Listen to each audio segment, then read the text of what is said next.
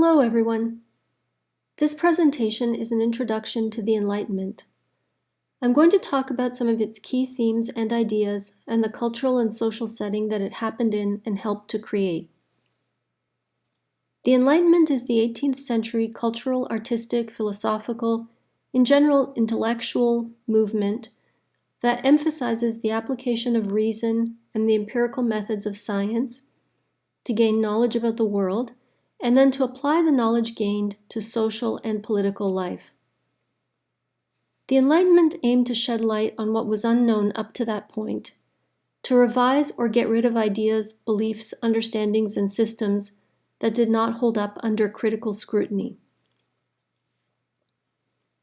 Enlightenment thinkers had practical ends in mind. Their goal was to use the new knowledge to improve the world. They were not satisfied with conducting esoteric research and debates amongst themselves. Knowledge had to be useful. They saw part of their mission as spreading and popularizing the new ideas. We can study the Enlightenment as a period in the history of the West, while keeping in mind problems of oversimplification and bias and parochialism that come with such attempts. But if we are going to set narrow date parameters around the period, we can start roughly from the Glorious Revolution in 1688 to the beginning of the French Revolution in 1789. I think we can certainly extend the dates back by a century and far beyond 1789 into the 19th and even the 20th centuries. But I'll mostly talk about ideas and thinkers that lived in the 1700s. We can also study the Enlightenment as a complex set of processes, approaches, and activities that shifted thinking about the world. We can talk about it as a kind of mindset. There's some debate about whether the process of enlightenment is ongoing. Writers, artists, and thinkers that had very diverse concerns are linked to the Enlightenment. They focused on different topics. We can gather some of their concerns. They are loosely organized around certain themes, but by no means are Enlightenment thinkers a cohesive group. They held very different ideas and had major disagreements amongst themselves. In recent years, historians are beginning to describe many Enlightenments, not just one. And throughout the period, there was vocal opposition. Various versions of counter-enlightenments had quite powerful voices. An emphasis on thinking for oneself and not relying on traditional authority is central to the Enlightenment's methods. Enlightenment thinkers confronted and challenged traditional institutions and gatekeepers of knowledge production and authority, such as the church, the state, laws, social norms, the universities, even the family. They were backed by a worldview confirmed by science rather than religion or tradition. Also crucial to characterizations of the Enlightenment is a mood. The overriding mood is one of optimism and confidence. We humans are capable of knowing the world. People are mostly rational and good, or at least they're not innately evil. And they can take it upon themselves to make the world a better place here on Earth. The Enlightenment thinkers were quite self-aware about what they were doing. They were quite aware that they were doing something new, something modern. They were self-conscious about the glory that their intellectual and cultural pursuits would bring. Was this confidence warranted? We're still trying to assess this. Sometimes the Enlightenment is referred to as a project, although doing so implies a level of organization and coordinated effort that was not really there. Not that there was no coordination at all. There are some examples of that are really important. But there was a lot of debate amongst the intellectuals.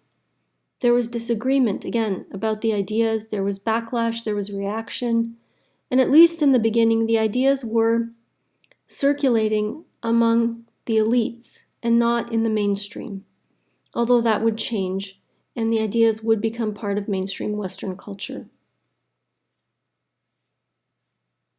But nevertheless, when the Enlightenment is referred to as a project, it is the project in which modernity took shape.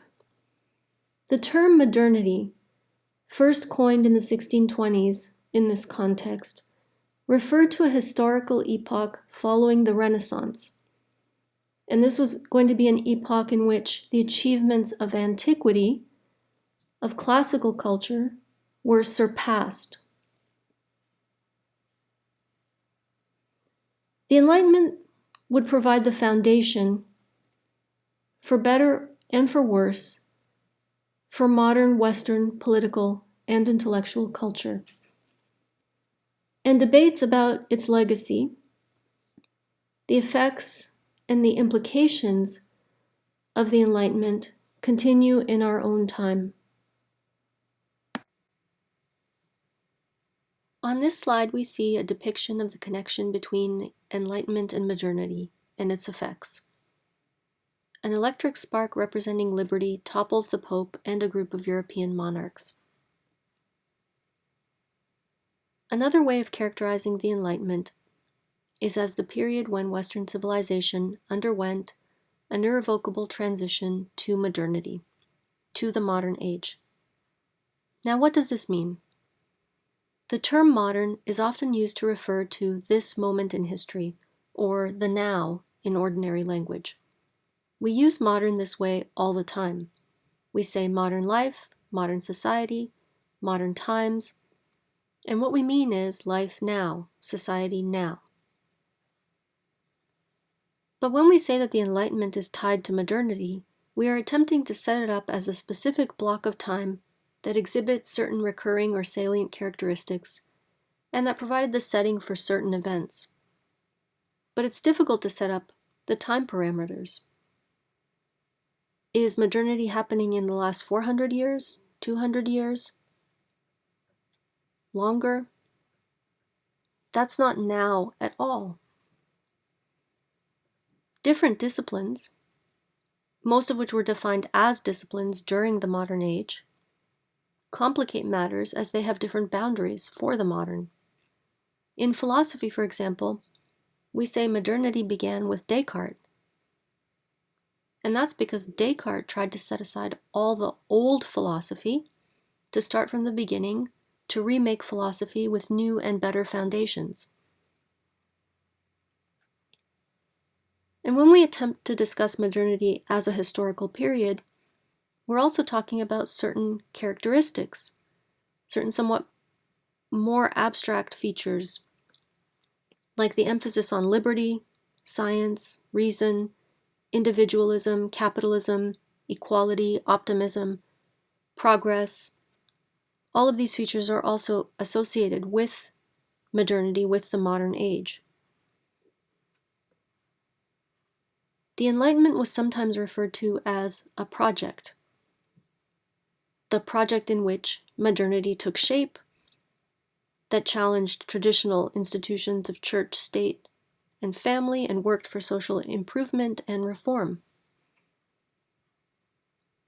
But what did the modernizing project of the Enlightenment look like?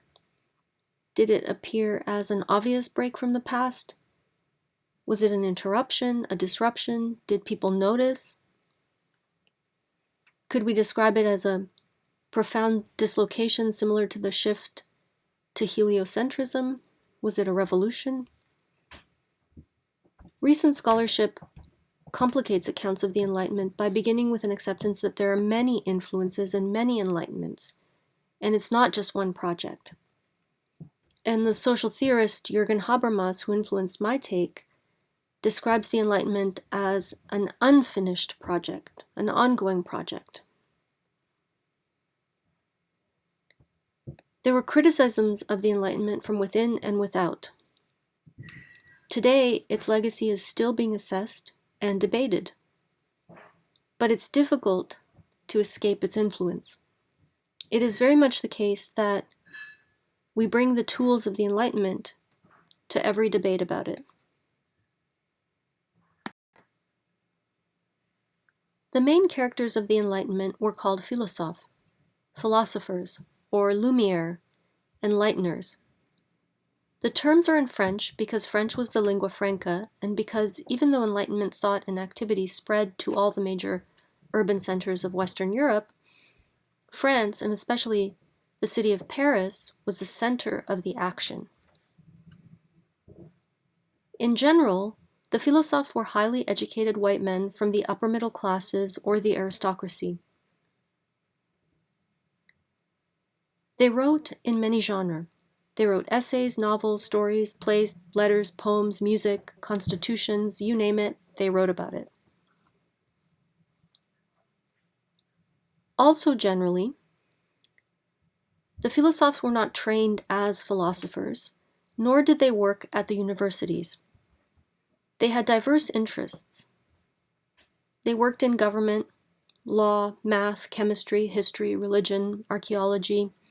They were interested in free speech and art, to name a few of their preoccupations. What they did agree about was about ways of thinking about things. They agreed that human misery comes from irrationality. They shared a common approach of using critical inquiry towards every subject. They would use reason to confront reality and to challenge traditional authority, faith, and superstition. The philosophes saw themselves as emerging from centuries of standstill and stagnation and conservatism into a new world of light and reason. They began to expect that the future would be better than the past. At the time, this small elite group of intellectuals thought that they were changing the world. Some were indeed radical, but actually the views of the most famous, like Voltaire, Hume, and Kant, were generally very moderate and by our standards quite conservative, quite unremarkable, which says something about how much we have absorbed. But regarding their views on race and gender, generally, they were reprehensible. Even so, the authorities that the Enlightenment challenged did respond. There was a sizable counter-Enlightenment made up of the conservative establishment, the church, monarchists, for example. But also really most of mainstream society would find Enlightenment thought shocking. Many people resisted the new ideas. Books were banned and censored. Even Voltaire spent many years in exile. But most of the ideas were gradually accepted into mainstream society. By the second half of the 1700s, Enlightenment ideas had seeped into the popular understanding. Some religious orders, even like the Jesuits, some governments like the English Parliament, some so-called absolutist and enlightened monarchs like Frederick II of Prussia and Catherine the Great of Russia, had embraced these new ways of thinking. A major preoccupation of most Enlightenment thinkers, as we see described on this slide, was freedom.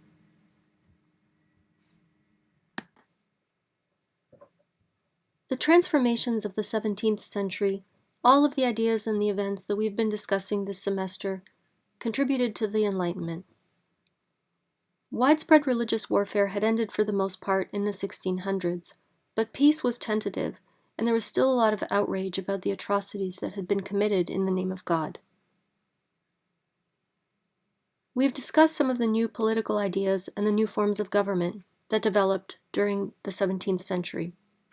Absolutism, constitutional monarchy, the beginnings of political liberalism.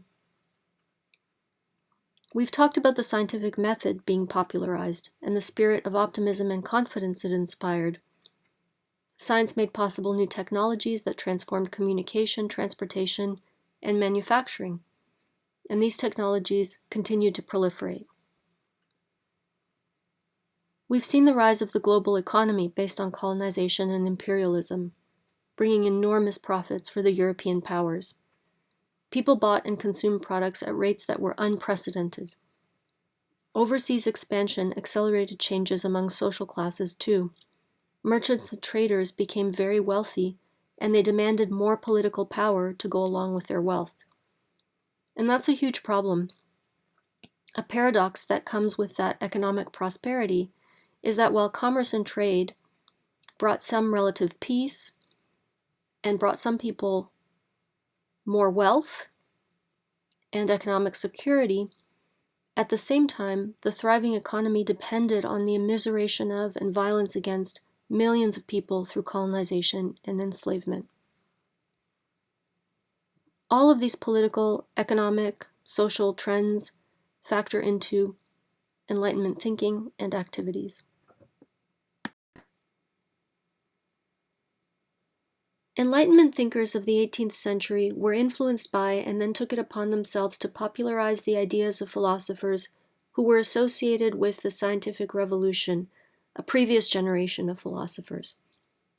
Here are some of the most influential. We've encountered them before. Newton especially was idolized.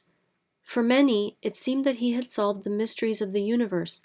He had uncovered its structure and had proved that the universe was knowable, that it operated according to regular and rational laws that made sense, and people were certain that his methods would continue to yield results, so that eventually human beings could know everything.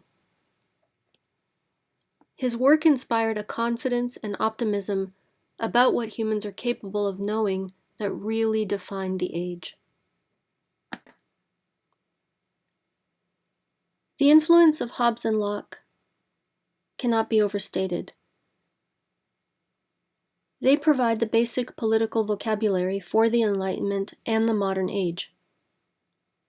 Notions of natural rights, civil rights, the state of nature, civil society, the social contract, that is the belief that the state derives its legitimacy from the consent of the governed.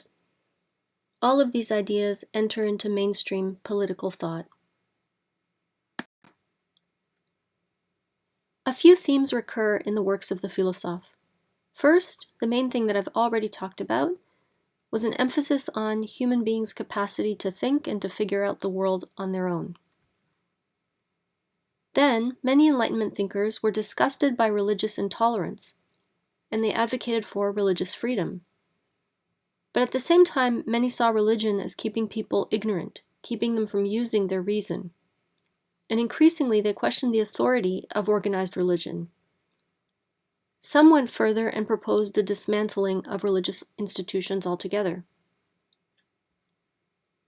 In general, educated people were less likely to be superstitious, to be terrified of witches, or afraid of the devil. And God began to be less of a factor in people's lives. So many were deists. Deists suggested that the orderly Newtonian universe implied a designer, just as a watch implies a watchmaker. But they believed that God basically created the universe and its laws, and then left it to operate on its own. Deists rejected any part of religion that couldn't be justified with clear evidence. So there was no place for revelation or original sin in their view. They also claimed that the goal of life is a good life here on earth, and not the hope for happiness or blessedness after death. At first, deism was considered very radical, but it became more of a mainstream position as time went on. A very few Enlightenment thinkers were atheists, especially the materialists like Denis Diderot and Baron d'Holbach, who argued that matter is all that exists and that the universe is governed only by material, physical laws, and that there have never been miracles. So they didn't think there was any such thing as divine creation at all, and they called for full freedom of religion, including for atheists, full freedom of speech, and equality or near equality for women. Ideas about natural rights, civil society, the social contract, liberty, even equality, had begun to circulate, but before the French Revolution, the majority of Enlightenment thinkers did not believe the monarchy needed to be overthrown. They just wanted better monarchs. With a few notable exceptions, most Enlightenment thinkers were not so interested in equality. They promoted equality amongst themselves while disregarding calls for wider racial, class, and gender equality. But ideas about equality did slowly take hold, and by the end of the 18th century, social movements advocating for equality began to organize. As I've mentioned, freedom is one of the main problems of the Enlightenment. We might even characterize it as the main problem of modernity. But what does this mean? For the Lumiere, a good life on earth required 1. Liberating the mind from the bonds of ignorance and superstition, and 2. Liberating the body from arbitrary oppression by either secular or religious authorities. So during this period, we see the possibility for a new kind of freedom. This is the possibility of freedom for a sovereign individual.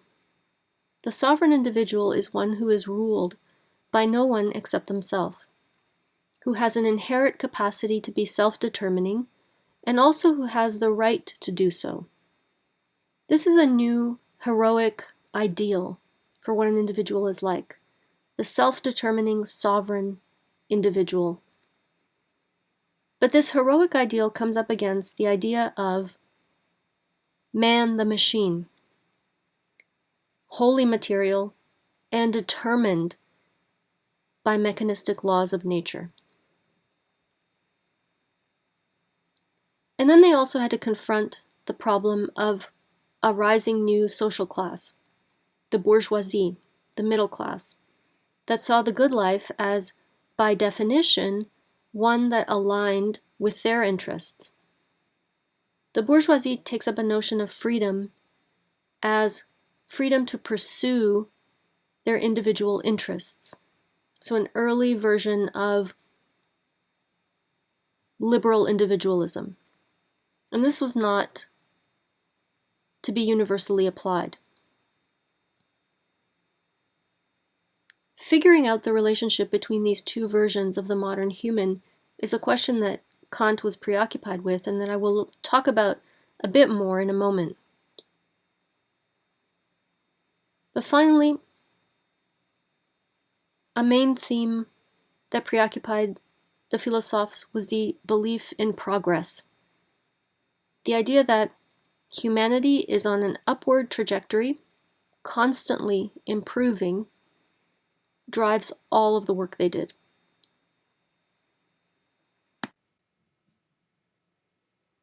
Immanuel Kant wrote a short article published in 1784 called An Answer to the Question, What is Enlightenment? In this article, he attempts to define and articulate the overarching concerns and characteristics of the Enlightenment. For him, enlightenment requires an education of our understanding, the faculty through which we acquire knowledge. Enlightenment is the human being's release from self-imposed immaturity.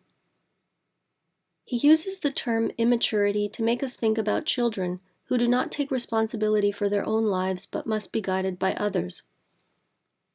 The immaturity in adults, by contrast, is self-imposed when it is due not, as with children, to the incapacity to direct one's own life, but instead to a lack of resolve or determination and courage. This lack of resolve and courage, Kant thinks, is the fundamental issue facing modern individuals with respect to their capacity for knowledge. We must learn to think for ourselves rather than rely on the traditional keepers of knowledge, the church, scripture, the monarchy, classical philosophy, the universities. But this position does not mean that Kant endorses a subjectivism. Each individual has the capacity for reason in the same way that others do. So each thinks for themselves and then tests it against others. Part of thinking for oneself, then, means thinking what he calls the sensus communis, the common sense, or a sense that people have in common. So each of us is able to reason individually, but we can rely on the perspectives of others because every human being has the same capacity. We are able to test our views that way because we will agree about the important matters, like matters about right and wrong.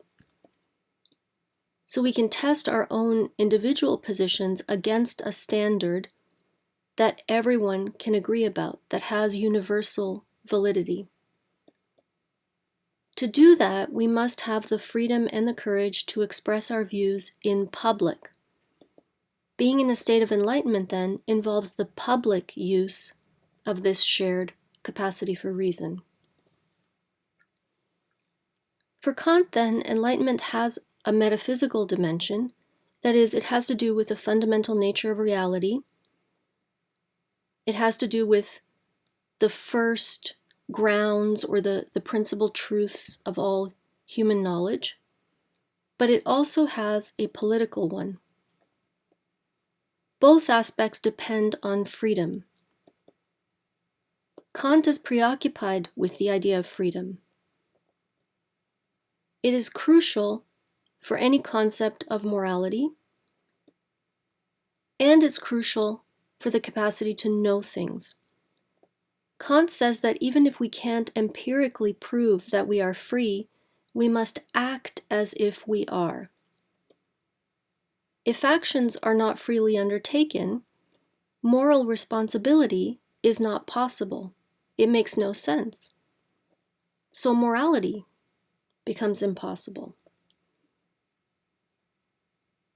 The urgent problem for Kant raised by discoveries associated with the scientific revolution is that scientific laws point to a world that is mechanistic, that is determined, and so not free. So Kant must come up with and justify a conception of freedom that can be reconciled with the laws of nature.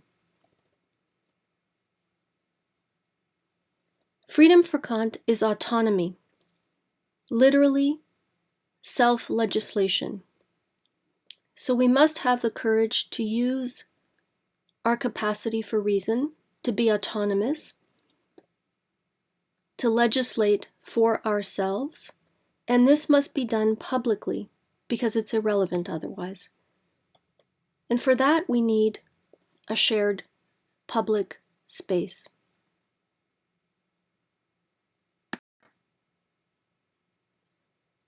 Here's the first paragraph from Kant's article where he declares his main points.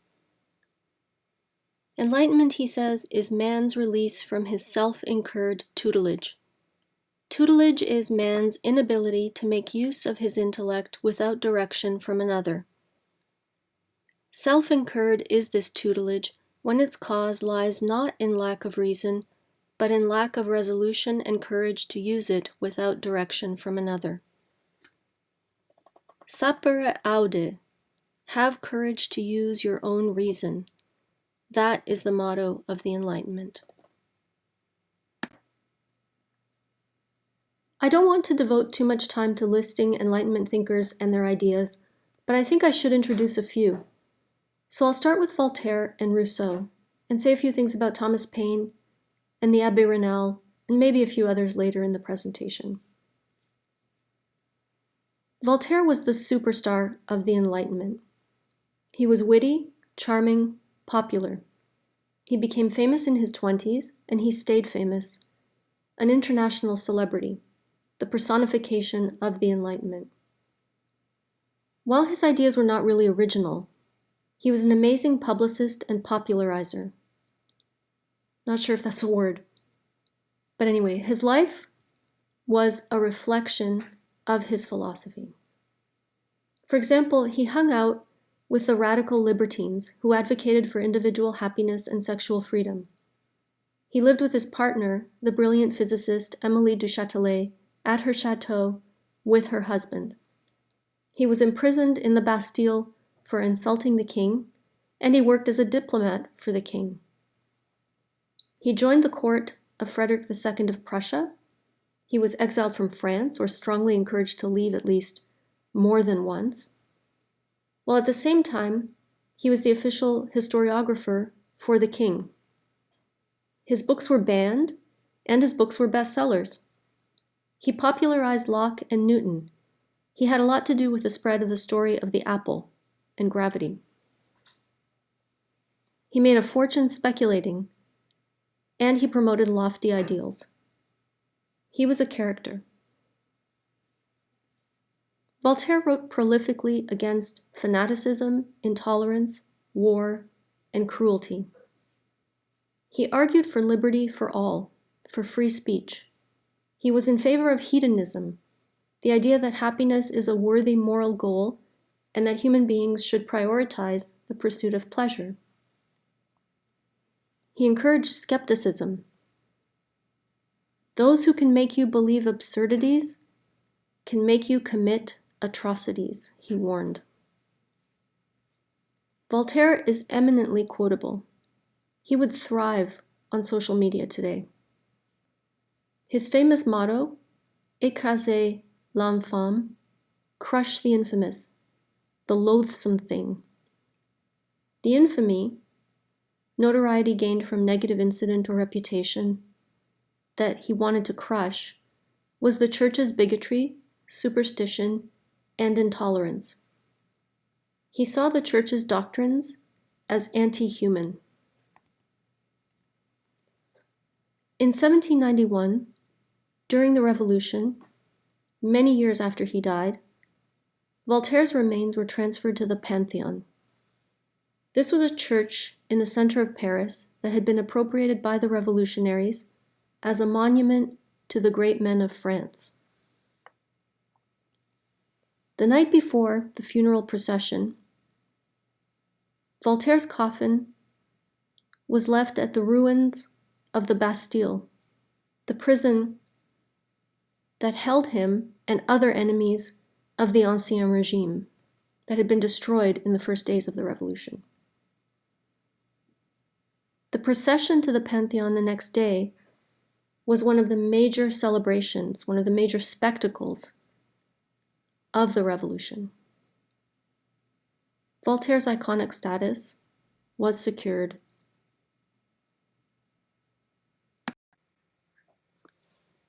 Jean-Jacques Rousseau is another superstar Enlightenment figure. In lots of ways, he was Voltaire's opposite and nemesis. It's fitting that the two hated each other. But then Rousseau knew everyone and did not get along with anyone. He was often described as belligerent, and his falling out with David Hume, who was nicknamed Le Bon David, so nice was he, is legendary, and the subject of lots of headlines in gossip magazines at the time. Rousseau had run away from home in Geneva when he was still a child. He seemed to have trouble fitting in thereafter. He very much saw himself as an outsider in all contexts, even though he published a lot on many varied topics, from political philosophy to music to education. He was celebrated as a genius, and his radical works were scandalous bestsellers. Sometimes Rousseau is described as an anti-Enlightenment Enlightenment thinker, because he questioned the Enlightenment's emphasis on reason and championed feeling or passion alongside it. So he's seen as an early important figure in the Romantic movement, the early 19th century cultural movement that highlighted emotion and passion. We'll study more about the Romantics next semester, both in this course and in YKL. Throughout his life, Rousseau had a sense of how unique he was. He wrote the first modern autobiography, declaring himself in it different, alone on the earth. This book, called Confessions, offers fascinating insights into Rousseau's mind. He pointedly includes everything that he experiences, the bad, the good, the mundane. He justifies this by emphasizing his singularity. He has this romantic sense of his individuality. So everything is worth recording. This is in keeping with a growing emphasis on a kind of heroic individualism, both among the intellectuals of the 18th century and the Romantic thinkers that would come later.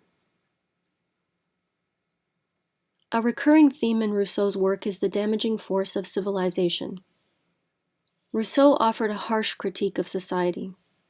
He saw it as morally corrupt, driven by competition and greed and egoism and a kind of calculating reason. He begins his hugely influential Social Contract with the line, "Men are born free, and everywhere they are in chains." Upon publication, the Social Contract was banned and ordered to be burned, and that forced Rousseau to live on the run for a while. He spent some time in Switzerland, and then he went to stay with David Hume, which is where the fight happened and the aforementioned headlines. In the Social Contract, Rousseau follows Hobbes and Locke's example, starting with the state of nature and drawing out a theory of government from that starting point. For Rousseau, in the state of nature, there is no law or morality. He imagines a character that he calls the noble savage, inhabiting this state of nature. This person is free and basically good, not sinful, naturally kind, without any destructive appetites, not quote-unquote savage, quite the opposite, noble. Now, this characterization has implications for the way that Europeans will impose identity on indigenous peoples. As the historian Helen Gardner explains, scholars have long recognized that both the noble and the brutal savage are fantasies of the European mind that kept indigenous peoples in a suspended state of either elevated purity or perpetual evil. The noble savage trope holds indigenous peoples to an impossible standard. The opposite stereotype of the brutal savage, by contrast, becomes the preemptive argument for any indigenous failure. During the 19th century, as the colonial powers invaded indigenous lands, the idea of the noble savage receded, and the reverse, negative stereotype of the dangerous, brutal savage prevailed. Rousseau, of course, did not consider any of these implications. In his account, inequality and injustice begin when the first person builds a fence around a tract of land and decides that it's their private property. The injustice deepens when government forms. Rousseau wants to correct this, to figure out how people can live together and also be free. It isn't possible to return to this idyllic state of nature that he had described.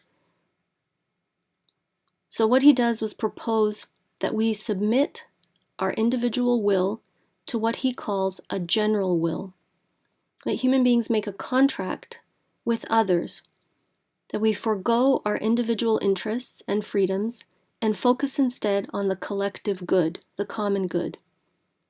In turn, the state commits itself to the individuals that formed it. The bonds of mutual responsibility then bind everyone together and to the state. Individuals must be made to conform to this general will if they resist. Rousseau says they must be forced to be free. For Rousseau, this state seems to result in a direct democracy. So he tries to offer a remedy for this political situation, the situation where we were given freedom and equality by nature, but our nature had been corrupted as society develops. And the corruption can be overcome by freely entering into a political organization with these democratic principles. And that is good for us, both individually and collectively. But there is a lot of debate about the implications of these ideas, about whether they do in fact lead to a democratic state or that they lead to an authoritarian one. There's no question, however, that Rousseau had an enormous influence on political thinkers that came after. and he was a major intellectual hero to many of the revolutionaries, including the leader of the most radical phase of the French Revolution, Maximilien Robespierre. Rousseau is buried next to Voltaire in the Pantheon.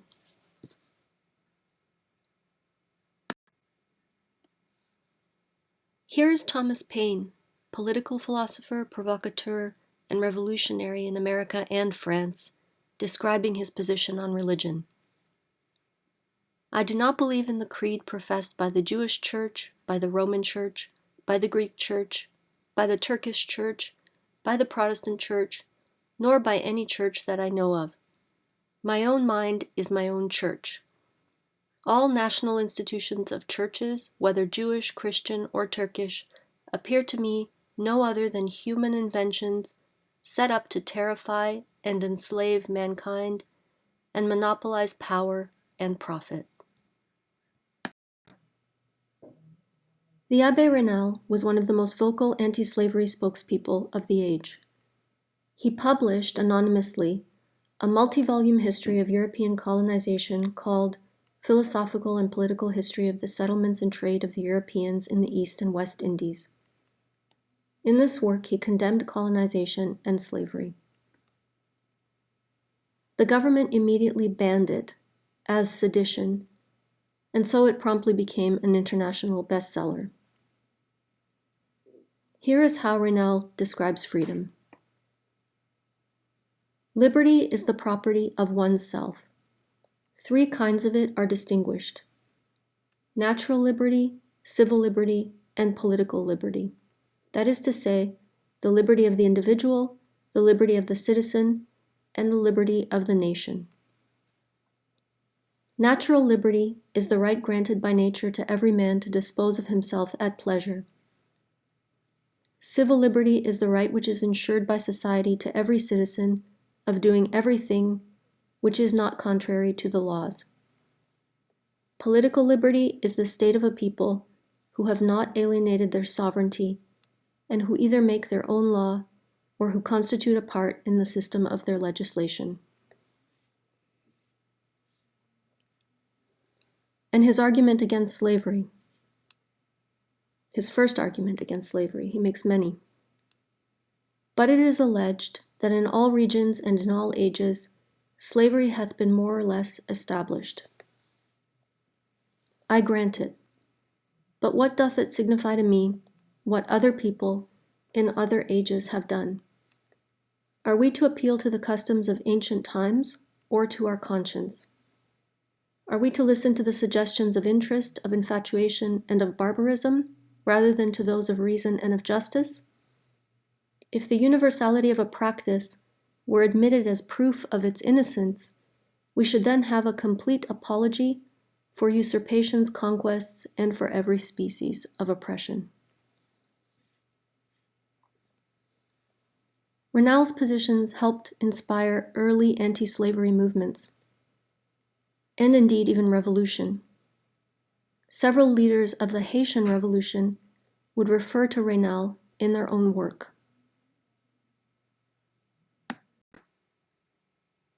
I want to end by offering something by way of summary and assessment of the Enlightenment period. So first, a few comments about why the Enlightenment was important. I'm influenced in this by the historian John Merriman, who works on the history of modern France. In his view, Enlightenment thinkers managed to popularize the idea that human beings are basically good, not sinful, not evil, not damned, and that human beings could make and live a good life here on earth. Enlightenment thinkers helped to formulate a secular code of ethics that did not depend on religious belief, a guide for how people could live in this world. Second, Enlightenment thinking weakened the power of traditional religious organizations. It provided a counter-narrative to that of traditional religion, and so the role of the Catholic Church was diminished during this period. Third, they developed an approach to the world that emphasized critical analysis. The idea that one should not accept truths that were just carried forward automatically by tradition. Fourth, they were interested in history, in how history worked, and in the possibility of historical progress.